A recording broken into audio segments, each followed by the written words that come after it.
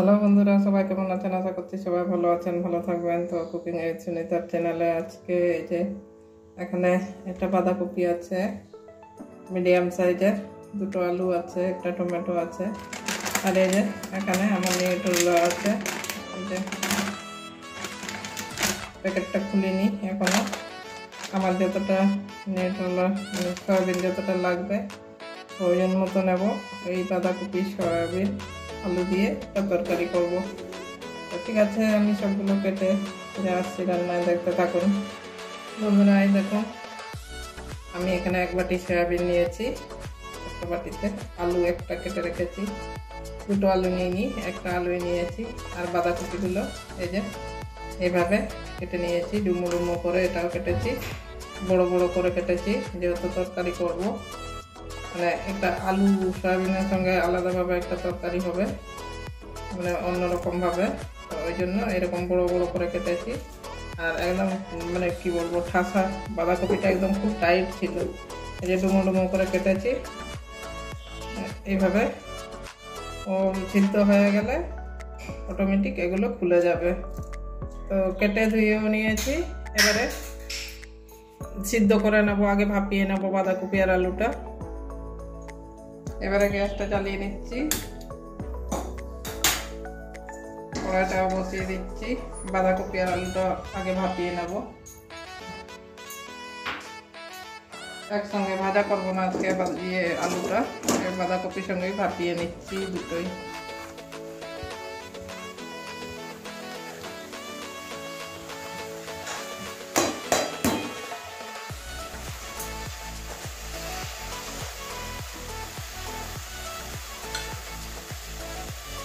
হালকা একটু নুন দিয়ে দেবো,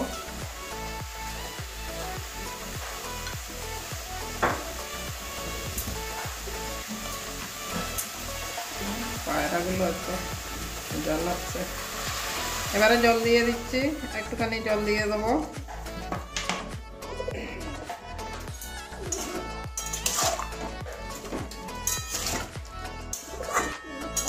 বন্ধুরা, আমার রান্নাঘরের বাইরে এত পায়রা আসে কি বলবো, জানলা খুলিনি যদিও, তাও মানে পায়রা একদম 6-7টা পায়রা এসে গেছে। একটুখানি জানলা, তাও পায়রা এসে ভিড় করেছে। আওয়াজটা নিশ্চয়ই শুনতে পাচ্ছেন। এবারে ঢেকে দেবো 5 মিনিটের জন্য, ঢাকা দিয়ে ভাপিয়ে নেব। 5 মিনিট পরে আবারও চলে এসেছি। আমার আলু বাঁধাকপিটা সিদ্ধ হয়ে গেছে।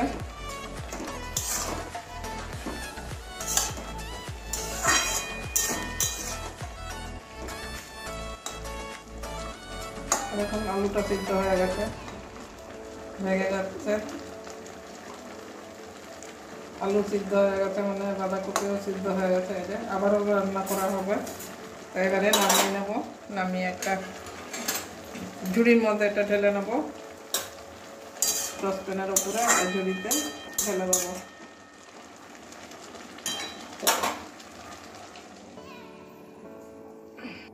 ওই কড়াইতেই আবার জল বসিয়ে দিলাম, সয়াবিনটা এবারে সিদ্ধ করে নেব।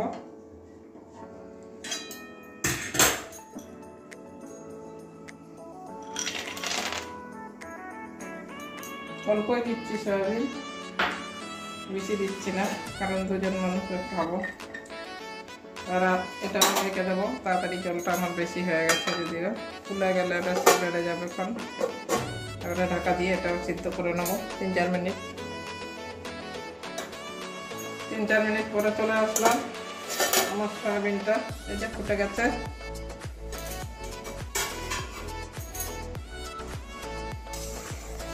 এখন অল্প একটুখানি লাগছিল, কিন্তু কতটা হয়ে গেছে, এই যে ফুলে গেছে, নরম হয়ে গেছে, এই যে ভেঙেও যাচ্ছে এটাও। তো এটাও একটা ঝুড়ির মধ্যে ঢেলে নেব।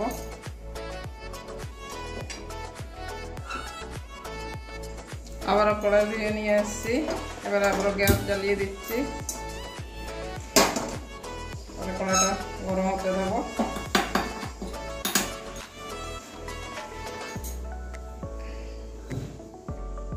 কড়াই গরম হয়ে গেছে, এবারে সরষের তেল ঢেলে নিচ্ছি।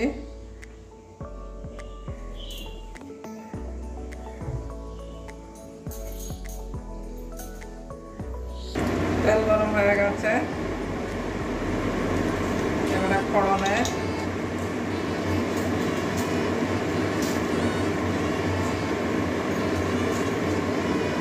একটা শুকনো লঙ্কা, গোটা জিরে ফোড়নে দিচ্ছি।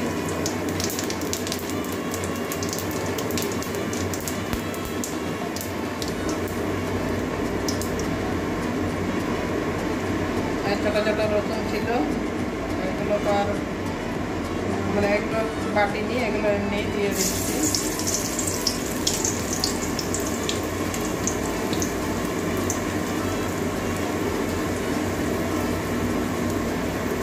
এবারে পেঁয়াজ কুচিগুলো দিয়ে দেবো।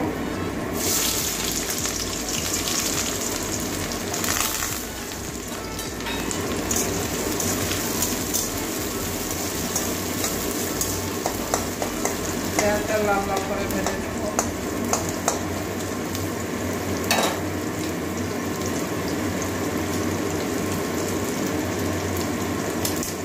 এই যে একটা তেজপাতা ছিঁড়ে দিয়ে দিচ্ছি।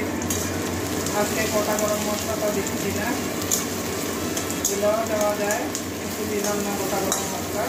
আর এই গুঁড়ো মশলা, গুঁড়ো গরম মশলা দিয়ে রান্না করবো। এটা পেঁয়াজটা লাল লাল করে ভেজে নেব। পেঁয়াজটা অনেকটাই লাল হয়ে গেছে, এবারে রসুন কুচি দিয়ে দিচ্ছি। মানে রসুন ঘষে নিয়েছি গ্রেটারের মধ্যে, আদা রসুন, আদা, কাঁচা লঙ্কা পেকে গেছে।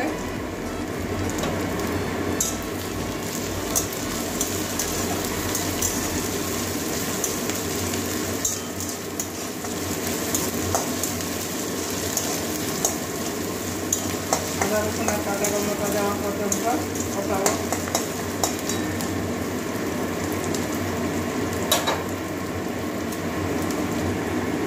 আদা রসুনের কাঁচা গন্ধ চলে গেছে, এবারে মশলা দিয়ে দিচ্ছি। জিরে গুঁড়ো দিচ্ছি 1 চামচ,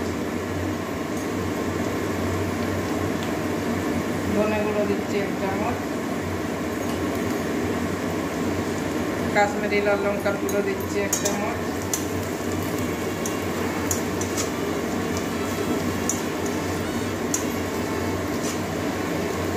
এবারে টমেটো কুচি দিয়ে দিচ্ছি।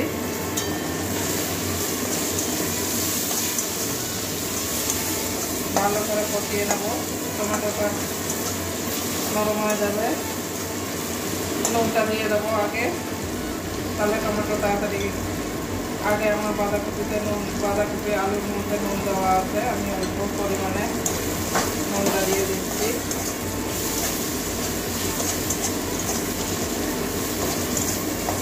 এবারে জল দিয়ে দিচ্ছি মশলার মধ্যে। আর বন্ধুরা, আপনারা যখন রান্না করবেন গোটা গরম মশলা দিয়ে দেবেন। আমি গোটা গরম মশলা দিইনি, আমার এলাচ ছিল না বলে আমি আর গোটা গরম মশলা দিইনি। আপনারা যখন রান্না করবেন অবশ্যই গোটা গরম মশলা দিয়ে রান্না করবেন, গন্ধটা খুব ভালো হবে। তো মশলা থেকে যতক্ষণ তেল ছাড়ছে না কষাতে থাকি। এবারে আমার মশলাটা অনেকটাই কষানো হয়ে গেছে। বন্ধুরা, হলুদ দেওয়া হয়নি, হলুদ দিতে ভুলে গেছিলাম। হলুদ 1.5 চামচ দিয়ে দিলাম, আমার একদম চামচটা ছোট।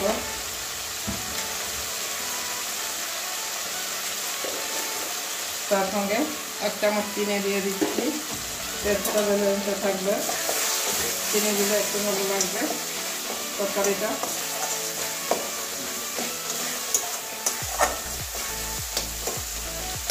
টমেটো একদম গলে গেছে, অনেকটাই গলে গেছে।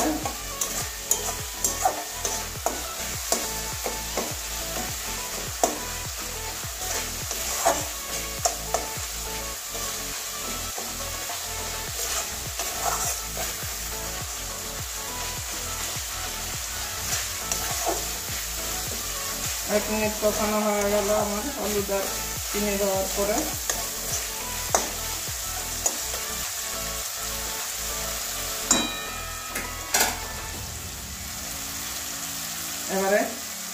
ধুয়ে রাখা সয়াবিনটা দিয়ে দিচ্ছি।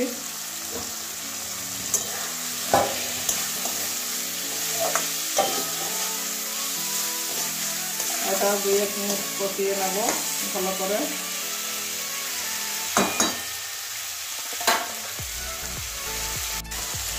সয়াবিনটা কষানো হয়ে গেছে 2 মিনিট। এবারে সিদ্ধ করে রাখা বাঁধাকপি আলু দিয়ে দিচ্ছি।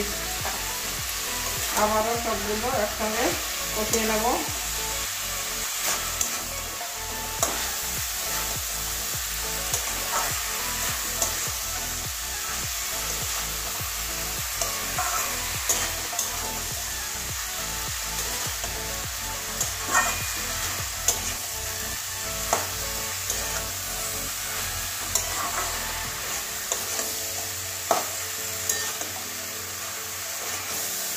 ভালো করে মিশিয়ে দিতে হবে।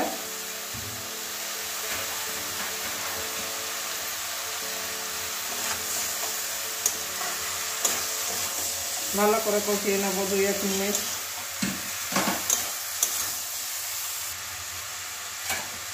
2-3 মিনিট কষানো হয়ে গেছে আমার। এই যে ভালো করে মিশিয়ে দিয়েছি। এবারে যেহেতু তরকারি করব ওই জন্য আমি জল দিয়ে দিচ্ছি। এখানে গরম জলও দিতে পারেন, তো আমি গরম জল দিচ্ছি না, নর্মাল জলই দিচ্ছি।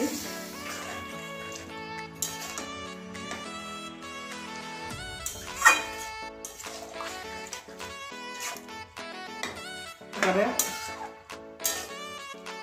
সয়াবিনে নুন দিয়ে তো সয়াবিন সিদ্ধ করা হয়নি, তো যাই হোক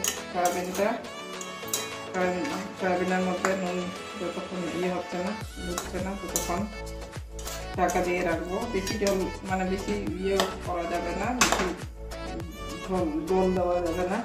এটা একদম মাখা মাখা তরকারি হবে। এবারে ঢেকে দিচ্ছি।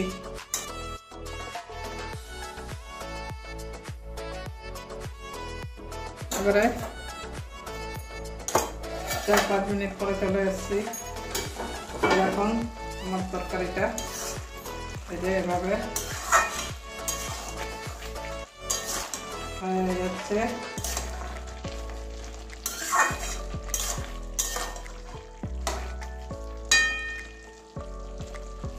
আলু এই যে একদম নরম হয়ে গেছে।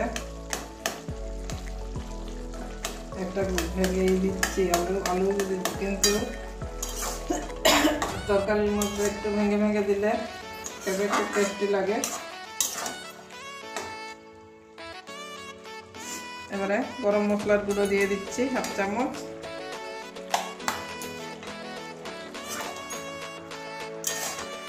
খুব সুন্দর গন্ধ বেরিয়েছে। এমনিতে গরম মশলা, গোটা গরম মশলা দেওয়া হয়নি, তারপরেও খুব সুন্দর একটা গন্ধ বেরিয়েছে।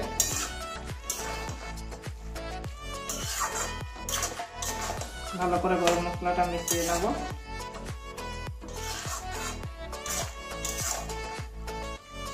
এরকম একটা তরকারি থাকলে আর কিছু লাগে?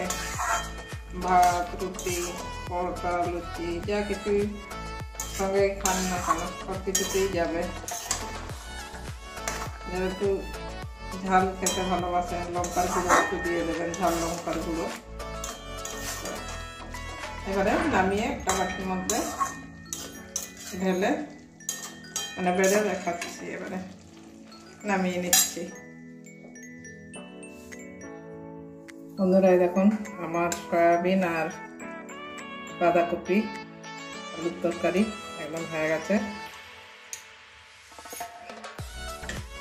দেখুন এটা ভাত, রুটি, তরকারি, পরোটা, লুচি সব কিছুর সঙ্গে যাবে। এভাবে একদিন বানিয়ে বাড়ির সবাইকে খাওয়াবেন, ছোট থেকে বড় সবাই আনন্দ করে খেয়ে নেবে।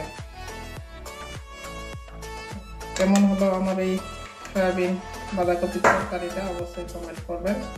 ভালো লাগলে লাইক করবেন, আর চ্যানেলে নতুন হলে সাবস্ক্রাইব করবেন। পাশে থাকা বেল আইকনটাও একটু টাচ করে দেবেন, তাহলে যা কিছু নতুন নতুন রান্না করবো সবার আগে আপনারা পেয়ে যাবেন।